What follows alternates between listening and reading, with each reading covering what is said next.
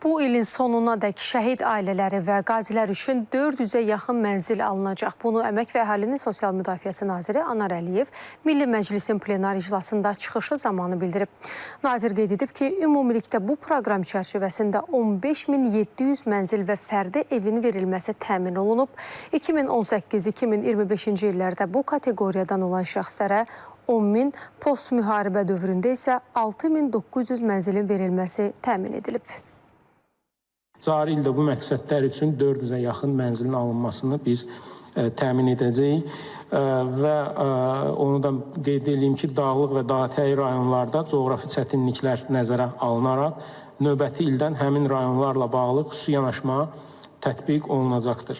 Onu da bildirim ki, mənzil məişət şəraitinin yaxşılaşdırılmasına ehtiyac olan və mənzil növbəsində olan ölkə üzrə bütün şəhid ailələri və müharibə əhliləri mənzillə deməli təmin ediləcəkdirlər. Şəhid ailələrinin və müharibə əhlilərinin məşğulluğu ilə bağlı tədbirlər davamlı olaraq həyata keçirilir. Biz 53.000-ə yaxın şəxslə müvafiq qaydada deməli iş aparmışıq.